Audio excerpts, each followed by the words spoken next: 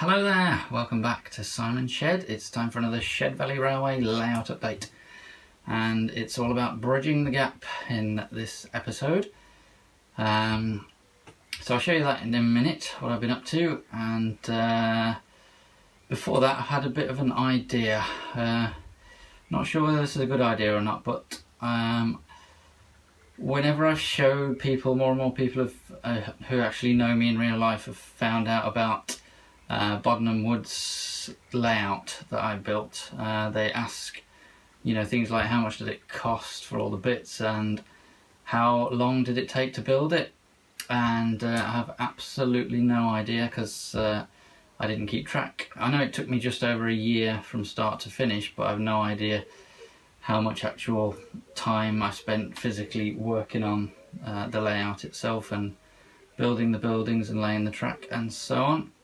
So, since I'm right at the start of this new layout, I thought it might be a good idea to keep a track. I think tracking the time's a good idea, but I'm not sure if tracking the cost is going to scare me in terms of how much it's actually costing to build. So, but we'll do both to start with. So, and I think I'll put that at the start of the videos.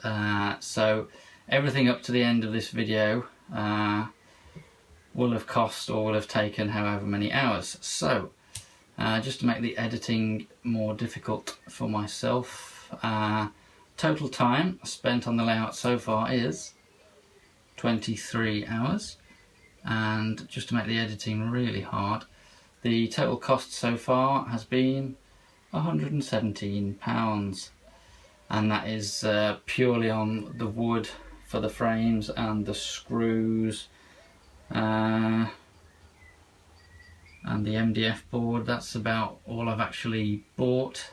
I'll probably update the estimate because I've cheated a little bit because I had some track left over from the last layout, but I'd like the estimate to sort of include, everything as if I didn't have anything, free to start with, which of course, nothing is actually free, or very rarely so, but yeah, so I'll try and keep that going in the next update video, but now let's get on and show you what I've been up to on the layout itself. Right, the bridge. We will have, coming from this side, two tracks. One you can see along the back wall there, which will get to this point by the shed door. The other track will be at the same height as that, and it will be about here in the middle, i.e.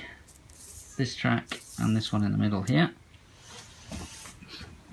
and they will go across this gap to here. Now I've just added this little bit on since last time, so just this corner bit here with a bit of a support, and then those two tracks will go along there and split off. One will go to the Severn Valley bit and one will go to the sort of main line bit, and we're going to have to get across that gap, and it's going to have to be removable so that we can actually get in and out, because I don't fancy crawling underneath. So I thought about a removable piece, but I've actually think I'm going to try a hinged section at the moment. Well, I've bought some hinges anyway, so I'll give that a try.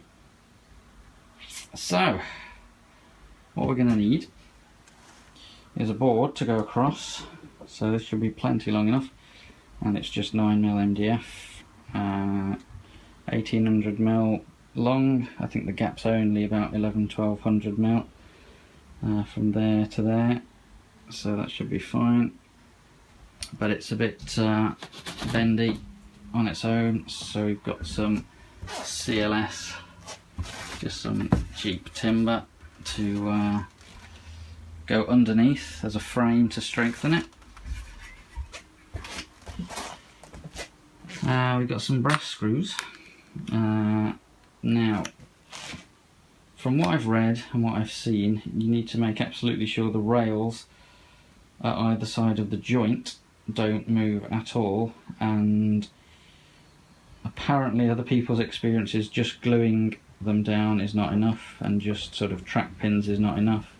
So what's one way, common way of doing it is to put brass screws underneath the rails and then solder the rail to the screw head.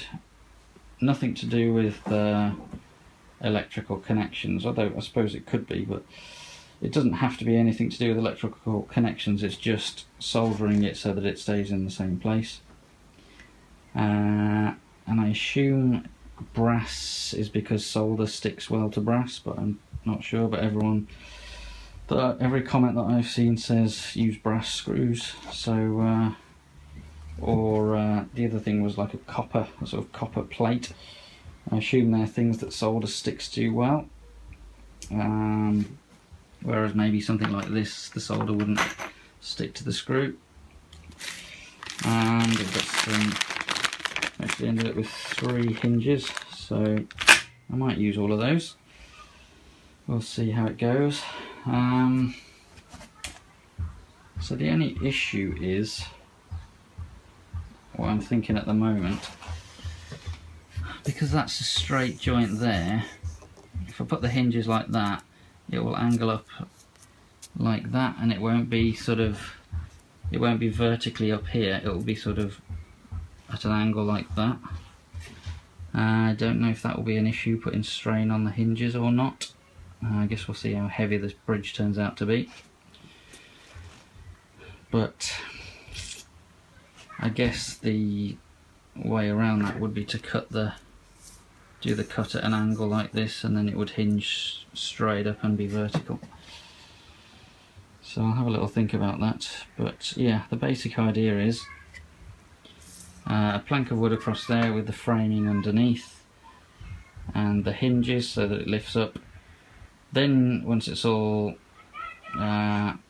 set in place and you're sure that it's not going to move, that's another thing I need to figure out, some kind of pin or dowel or something to, when it closes, so that it closes in exactly the same place. I need to figure that bit out. But yeah, that's the basic idea. Once that's all down, then you lay the track, then you cut the track, and hey presto, it all works first time. That's the theory. Let's see how it goes.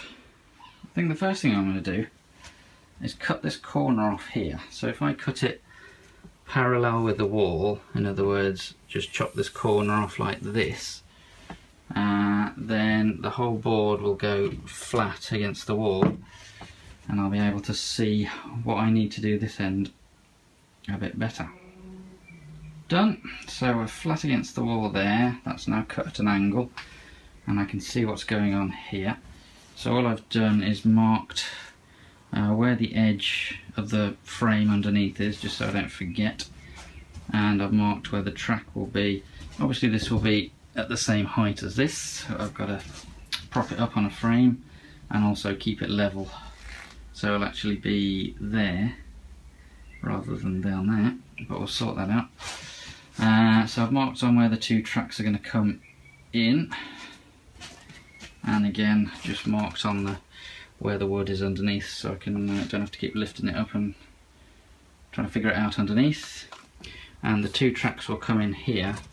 I was going to use this bit of wood, but I think I'm just going to use this one sheet instead of this, trying to make it out of 2 little bits. But I had already drawn in the correct sort of 12-inch radius curves, so just based on that, that's going to be about there, and that should be the correct curves for the track to have nice gentle curves and go off here.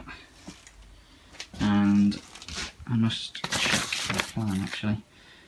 So yeah, we've got plenty of room for that one. That can go straight all the way up to there, and we've got a decent amount of straight track for there before it starts curving in, so that should be fine.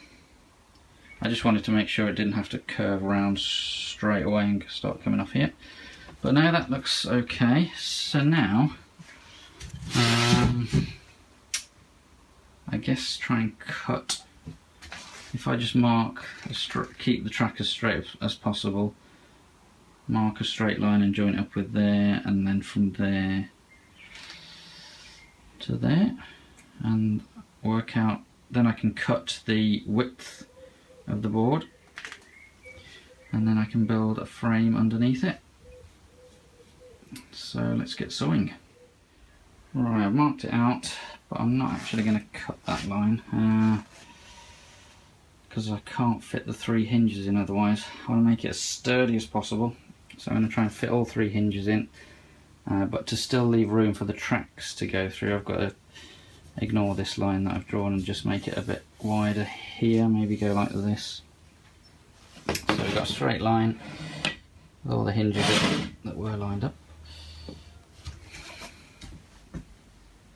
So just thinking it through, really, that will open up, and we've got enough height, so I think that's it. Let's start cutting.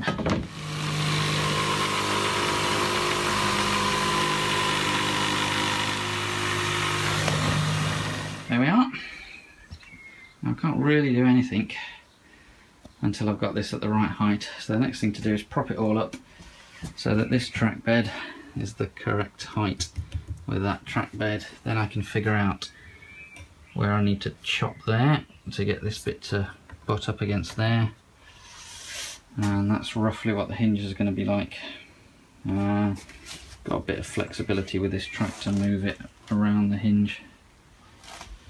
So yeah, next let's get it all propped up. So this end, rather than putting lots of little supports like this, I've just done one there and one over there, and just screwed a long piece of wood to there, so that the whole thing, if you look where I've cut it there, goes into there. And I've started building a frame for underneath, obviously just laying it out on the top. So next I'm going to fix that to the underside. I've got a couple more braces, not sure where they're going to go yet, because once that's underneath, I'm going to leave that and I'm going to cut through somewhere here, so I'm not sure where this is going to go yet. So I'm just going to cut through the whole thing after I've screwed on the hinges. Okay, that's the next bit done. The frame is now attached under here, and what I've done is I've put the hinges on and PVA'd some blocks because the screws were quite deeper than this board. So I've screwed those on just so that they hold the PVA blocks into place while it dries. So I can either take all those off again and then cut along the line and put them back on, or if I can, I'd like to find a way of just cutting it like that, but I don't know whether that's possible or even a good idea. If the wood was thick enough, it wouldn't be a problem. I would have just cut to here and then screwed this one on, and then cut to there and screwed that one on, and so on. But I might try, because it's not actually fixed down yet, might try lifting the whole thing out, putting it upside down, and then sewing through it once it's upside down. Let's see how that goes. Whew, we're through. Don't do it this way, it's the wrong way to do it. I eventually got through it by sort of drilling from the top down, and then I've lost it. Using the jigsaw, so cut along to there from the other side, with it the other way up. Cut along that bit with the holes that I'd made with the drill, and then I had to use this big tree saw thing to get through the rest.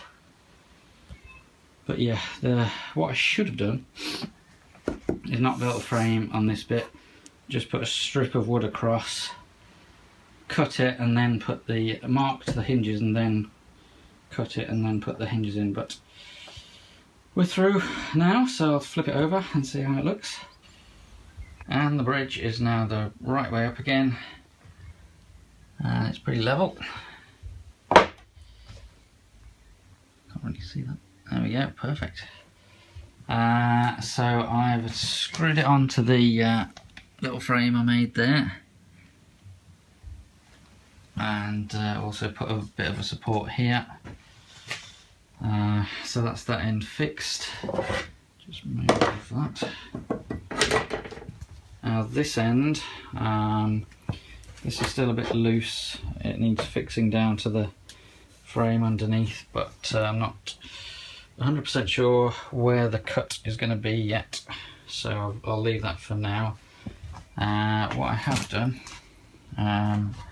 it's difficult to show a shot of it lifting up, but it does feel pretty solid. Problem we have at the moment is before the end bit's cut off, it won't quite lift up, but in reality once it's cut somewhere around that line, you'll see it clears it and it should be fine. But yeah, I've just put this on here, and that will act as a bit of a lip so that when it closes, the cut will be somewhere here, and obviously this bit will stay where it is and this bit will move up like you just saw. Now the important thing is there is a tiny bit of movement you can see there, so I said I was going to have a think about how to stop that, and the answer seems to be, well, hopefully these alignment dowels. So just metal dowels, and you just drill a hole and bash that into one side and bash that into the other, and just that just makes sure that it aligns every time. So hopefully they work well. So I've just ordered those, so I've got to wait for those to come before I can do anything else. And also that's the last screw out of 200 screws. So somewhere in here there's 199 screws that I've used, and I've run out. Not really I've got this bit of wood left, so I can do a bit more with that, but yeah, I've got no dowels and no screws left, so I'm gonna have to stop there, and this video is getting on towards the length I like them to be anyway, so. But it shouldn't take me long now, once those dowels have arrived and I've got some more screws, to just finish off this bit of the bridge. So I'll show you that at the start of the next update. And once we've done that, we can get the track laid on here and continue it along from there. We'll do this one bit of track first, so that's going to be the outside loop there, and continue onwards back towards that corner there. So the bridge will definitely be finished in the next update, and we should be there or thereabouts in terms of getting towards one complete loop of track. So I can't wait to do that and get some trains running around in this huge loop, and just to see how they look. So until then, happy modelling, and I'll see you on the next update.